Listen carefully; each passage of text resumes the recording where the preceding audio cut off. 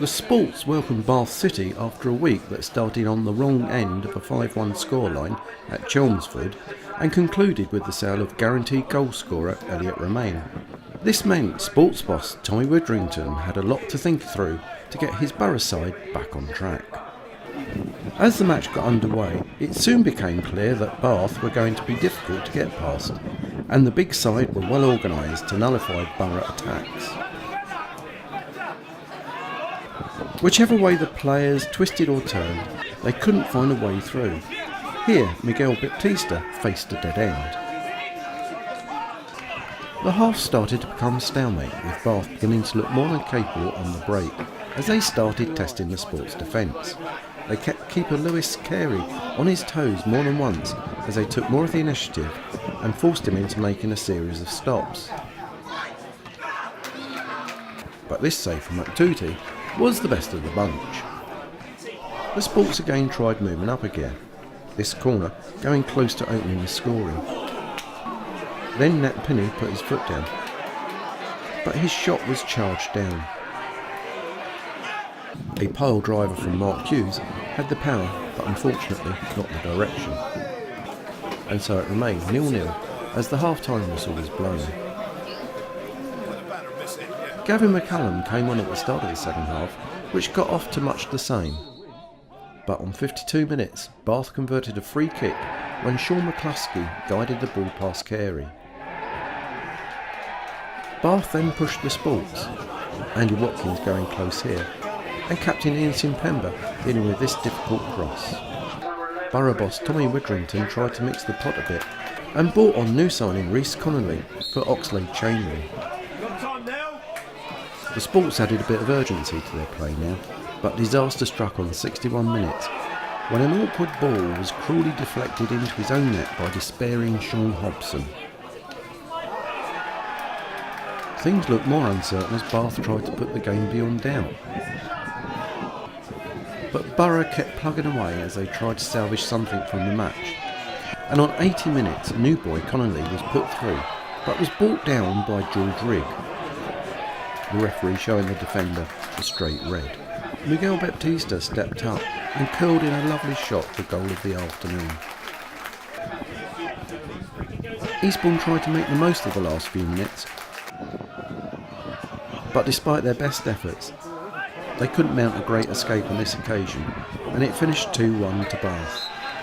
So all in all, a disappointing day for the Borough, but stick with us as Fit Again Kevin Anderson speaks to Hugo Langton about his views on the game. Well, Hugo, that's a big disappointment this afternoon, isn't it? Yeah, I felt to be fair, I thought we started the game relatively well, and we started to pass the ball well, but went a little bit flat really from there onwards. And fair play to Bath. They've come and they've had their game plan. I thought they played well. They caused us problems, and whilst we at times had good possession of the ball, I don't think we sort of really penetrated them very well today, and perhaps just one of those afternoons.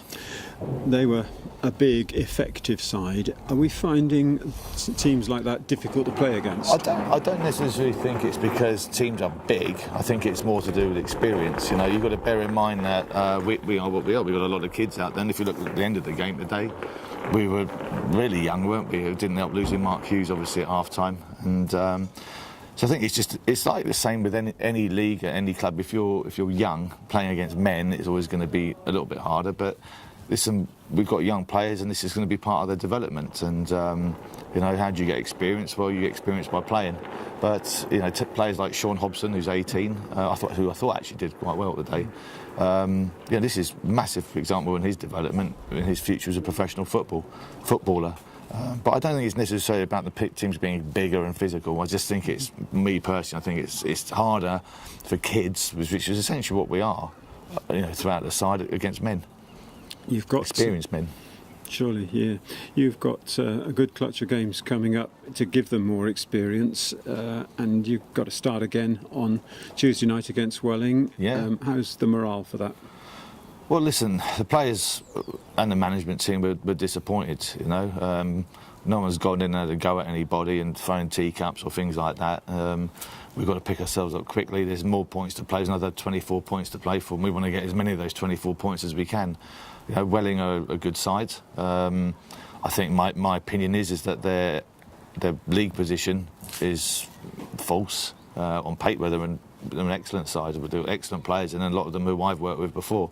So I know what we're going to expect on Tuesday night, and I think they got beaten quite soundly today at Maidenhead, so they'll be licking their wounds, and both teams have got to pick themselves up and go again on Tuesday, and hopefully we can play with a little bit more belief and pass the ball better, which is what we want the boys to do. We tell them to pass the ball.